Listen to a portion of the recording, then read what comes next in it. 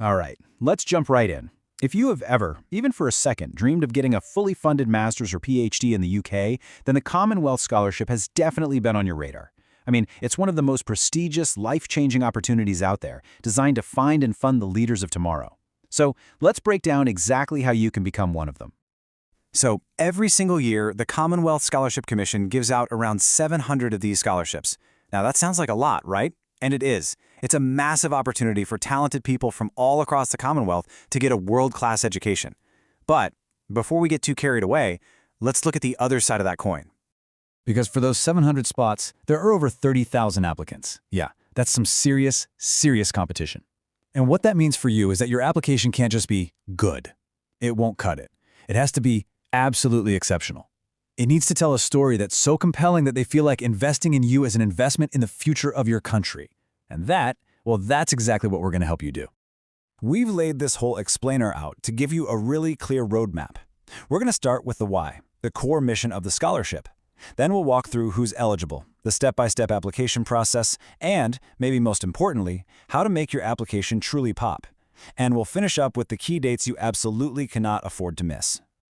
Okay, first things first, you have got to understand what this scholarship is really all about. This is not just free money to go study. No way. The Commonwealth Scholarship Commission, or the CSC, they're looking for change makers. They are literally investing in future leaders who are going to go back home and drive real, sustainable development. And this slide right here, this gets to the heart of it. The official purpose is all about giving talented folks the skills for sustainable development, and it's specifically aimed at those who just couldn't afford to study in the UK otherwise. This double focus on development impact and on financial need, that is the absolute soul of this program. And here's how they structure that mission. Everything, and I mean everything, in your application has to tie into one of these 6 development themes. Whether your field is science, or health, or global peace, your plan has to connect directly to one of these pillars. This isn't just a suggestion, you guys. It is the framework for the entire selection process. Okay, so we get the why. Now let's get into the who. Eligibility can feel a little complicated, but really, it just boils down to a few key things. Let's walk through them together, see if you're a fit. This is kind of the first gate you have to get through, so take a second and ask yourself honestly, do I tick these boxes? Let's break it down. First, you have to be a citizen or a permanent resident of an eligible Commonwealth country. Simple enough. Second, you need a bachelor's degree that's at least an upper second class, what's often called a 2-1. Third, and this is super important, you must show that you can't afford to study in the UK without this scholarship. And finally, you have to be ready and available to start your studies at the beginning of the academic year. Now here is a pro tip that so many people miss. The CSC isn't the only one making the rules here. For most people, you have to be nominated by an agency in your home country. And guess what? Those agencies often have their own extra rules or, critically, earlier deadlines. If you miss your local deadline, you might never even get seen by the CSC. So pause this and go check their website, like right now. Right, now for the process itself. Applying can feel like this huge, overwhelming task, but I promise you it's so much clearer when you break it down into manageable chunks. So here's the entire journey, from thinking about it to hitting submit.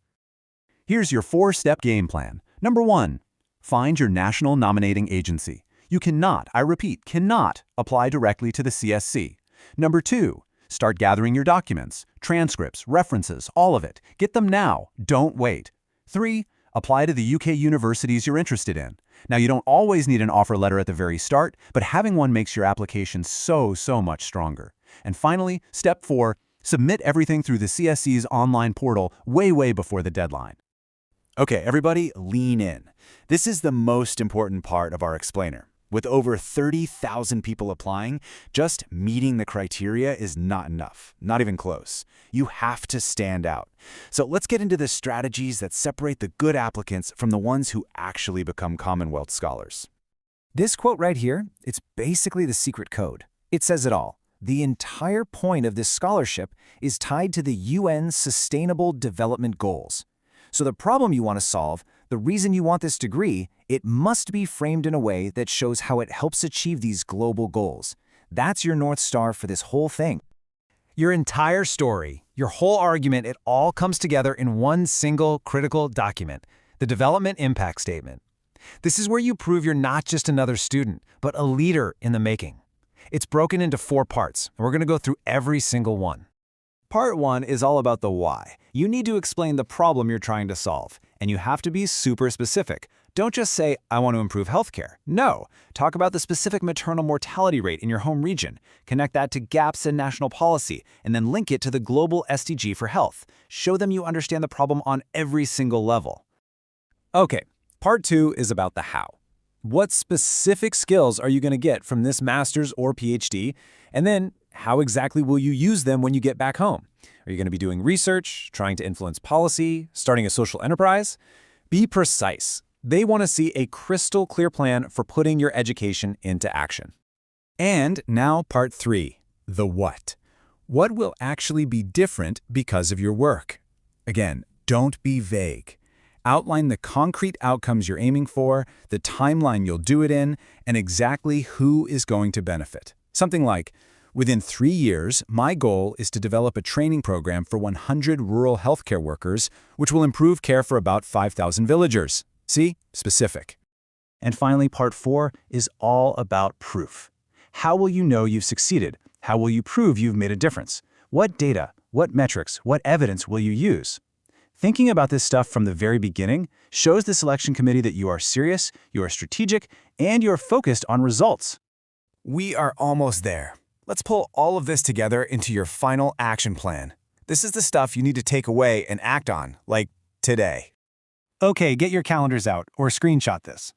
Applications for the 2026 cohort open up on September 2nd, 2025, and they close just over a month later on October 14th. That is a very, very short window, which is why starting early is not optional. Your nominating agency then has to get their choices into the CAC by December 9th. So if you remember nothing else from all this, please remember these 3 keys to success. 1. Start early. Last-minute applications are almost always weak applications. 2. Tell a cohesive story. Every single piece of your application has to connect back to that one central mission of creating development impact. And 3. Prove your impact. Show them, don't just tell them. Use data, be specific, and lay out a clear, believable plan for change. Look, we've given you the blueprint for a winning application. You know what they're looking for, you know the process, and you have the tools to tell a really powerful story. The only question left is the one they are really asking you. So, how will you make your impact?